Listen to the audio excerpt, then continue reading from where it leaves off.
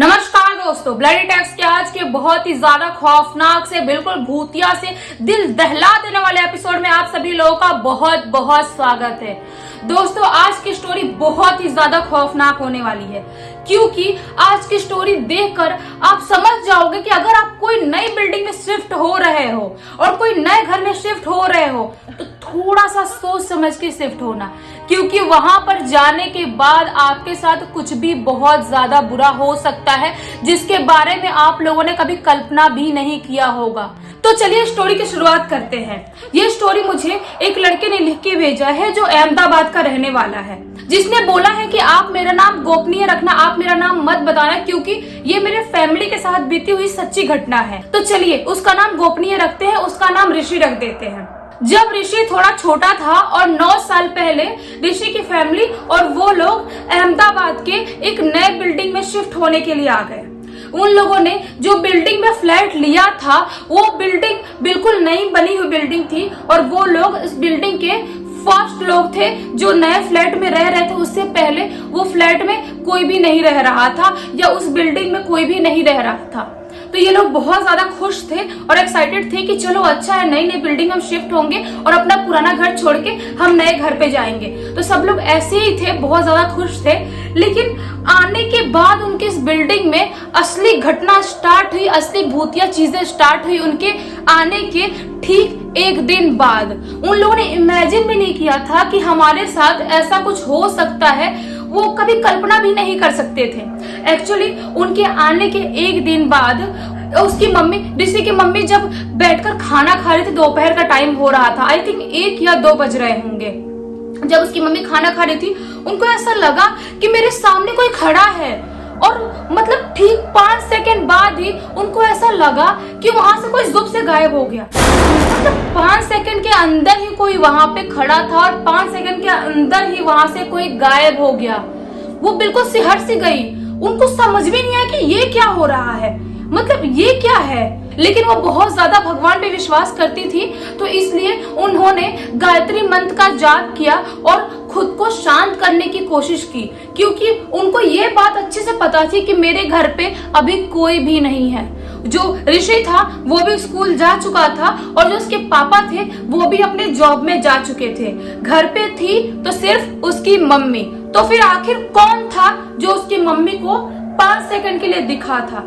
और ये कहानी यहीं पे खत्म नहीं होता है और ये किस्सा यहीं पे खत्म नहीं होता है। उसके बाद से उनके घर पे अजीब अजीब सी एक्टिविटी होनी चालू हो जाती है। रात में सोते वक्त उनको अजीब सी कभी कभी आवाज आने लगती है। उसकी मम्मी को ऐसा लगता है रात में सोते टाइम कि कोई किचन में दौड़ रहा है, कोई बहुत जोर जोर से भाग रहा है, कोई खेल रहा है। ऐसे छोटे से बच्चे की आवाज आती थी, ऐसा लगता था कोई लड़ाई कर रहा है, कोई रो रहा है। उसकी मम्मी समझ नहीं पाती थी, क्योंकि उसकी मम्मी नारायण की बहुत बड़ी भक्त थी। क्योंकि उनको समझ में नहीं आ रहा था कि मैं तो इतनी ज्यादा धार्मिक हूँ, मेरे साथ ये सब कैसे हो रहा है। ऋषि बताता है कि वो ब्राह्मण फैमिली से नहीं है, लेकिन तो भी वो भगवान पर बहुत ज्यादा विश्वास करते हैं और हनुमान जी के बहुत बड़े भक्त हैं वो लोग। इसीलिए उसकी मम्मी रोज नारायण की पूजा करती थी और ऋषि रोज हनुमान चालीसा पढ़ता था और सब लोग कोशिश करते थे कि सब कुछ धीरे धीरे नॉर्मल हो जाए। ऋषि को भी ऐसी चीजें एक्सपीरियंस धीरे धीरे होनी चालू हो गई। लेकिन एक दिन तो हद ही हो गया। ऋषि के पापा ने जो जॉब उनका था वो छोड़ दिए और उन्होंने एक सोचा कि हम बिजनेस करते हैं, और उन्होंने एक बिजनेस करना चालू किया। और बिजनेस करने के बाद उनका उस बिजनेस में लॉस हो गया। उसके घर पे सब लोग बिल्कुल परेशान रहने लगे थे। उसके घर पे बहुत ज्यादा नेगेटिविटी हो गई थी। ऐसा लग रहा था कि हम यहाँ पर आके कोई गलती तो नहीं कर दी है, आखिर हमारे साथ यहाँ पर ऐसा क्यों हो रहा है। एक दिन तो हद हो गई जब ऋषि की मम्मी की तबीयत खराब हो गई अचानक से। रात में बिल्कुल आधी रात में उसकी मम्मी की अचानक तबीयत खराब हुई। दिन में बिल्कुल ठीक थी, खाना बनाए, शाम को खाए, आराम से सोए।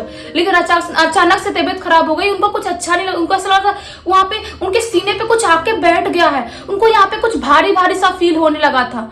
वो लोग समझ नहीं पा रहे थे कि हमारे साथ ऐसा क्यों हो रहा है। वो लोग जल्दी जल्दी उसकी मम्मी को हॉस्पिटल लेके गए। और जब ऋषि 2-3 दिन बाद नीचे खेलने के लिए गया तो उसको एक लड़के ने बताया, जो बाजू वाले बिल्डिंग में रहता था, कि तुम्हारे बिल्डिंग में ही एक, तुम्हारे फ्लोर के ऊपर ही एक छोटी सी लड़की थी जो वहां से गिर गई और गिरने की वजह से उसकी मृत्यु हो चुकी थी। तो शायद ऐसा हो सकता है कि जो तुम्हारे घर पे चीजें हो रही हैं वो उसकी नेगेटिविटी की वजह से ही हो रही होंगी, उसकी आत्मा की वजह से ही हो रही होगी। मतलब ऋषि बहुत डर सा जाता है। एक बच्चे का दिल, वो सोचता है कि ऐसा कैसे हो रहा है मेरे घर पे, और हम लोग को ये बात पहले से पता नहीं थी, हमने घर अच्छा देख के लिए थे, लेकिन ऐसा क्यों हो रहा है हमारे साथ। जब उस लड़के ने बताया था इनको कि जो लड़की की डेथ हो गई थी ऊपर से गिर के, उसके बाद ही, उसके एक दिन बाद ही उस लड़के की बहुत ज्यादा सीरियस तबीयत खराब हो गई। उसकी इतनी ज्यादा तबीयत खराब हो गई कि उसको 8-10 दिन के लिए हॉस्पिटल में एडमिट करना पड़ा, और हॉस्पिटल में एडमिट करने की वजह से उसका जो जॉब था वो जॉब भी छूट गया। एक्चुअली लड़का बड़ा था तो उसका जॉब भी छूट गया, और इधर इसके पापा ने वापस से जॉब पकड़ा, लेकिन तो भी कुछ घर पे ठीक नहीं रह रहा था। ऋषि बहुत सारा टेंशन में था कि आखिर हम क्या करें, इसका समाधान क्या होगा, हम कैसे इन सब चीजों से निपटे। लेकिन ये बस यहीं पे कहानी खत्म नहीं होती है।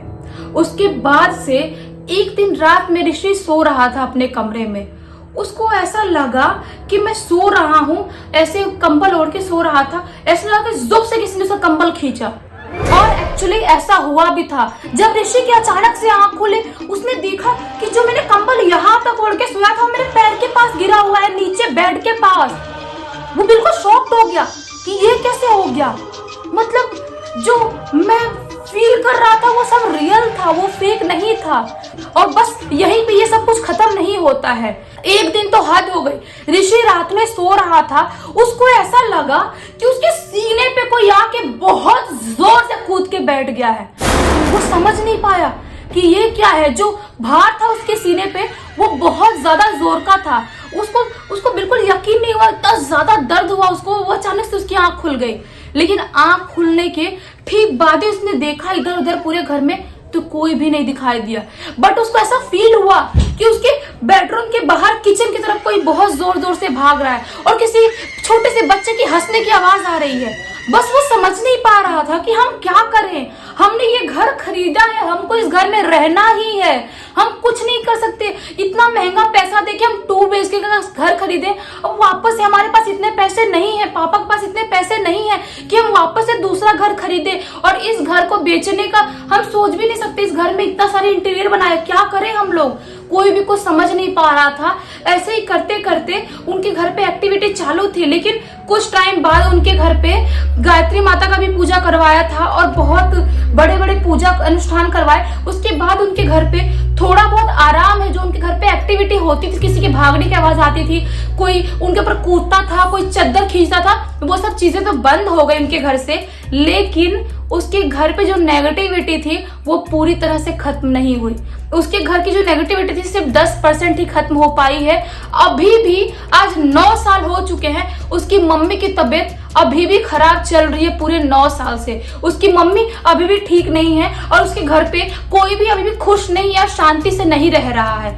मतलब आप सोचो कि कैसे एक आप नया घर लेते हो इतना पैसा लगा के, सब कुछ करके, और वो घर इतना ज्यादा हॉन्टेड निकल जाता है। आखिर उनकी गलती क्या थी।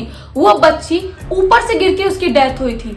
वो आखिर इनको क्यों परेशान कर रही थी। शायद ऐसा हो सकता है कि वो लोग इस बिल्डिंग में नए नए शिफ्ट हुए थे, इससे पहले वहां पे कोई रह नहीं रहा था, तो वो लड़की शायद इनके ऊपर हावी होना चाह रही होगी, शायद इनके ऊपर कब्जा बनाना चाह रही होगी। लेकिन ऋषि की यही बात मुझे बहुत ज्यादा अच्छी लगी। उसने ये बताया कि आप अपने वीडियो के जरिए सबको बताओ कि अगर आप कहीं घर लेते हो तो सिर्फ ये मत देखो कि घर अच्छी लोकेलिटी में है, घर अच्छा दिख रहा है, आप उसके वास्तु का भी ध्यान रखो कि क्या वो सही दिशा में है, सही वास्तु में है, या उससे पहले वहां पे कोई ऐसा कांड तो नहीं हुआ है, किसी की मृत्यु तो नहीं हुई है, कुछ ऐसा भयानक तो नहीं होने वाला है। आप लोग बताना कि आप लोग को ये वीडियो कैसा लगा। ये ऋषि के घर के साथ, उसके साथ बीती हुई बहुत ही ज्यादा भूतिया घटना थी।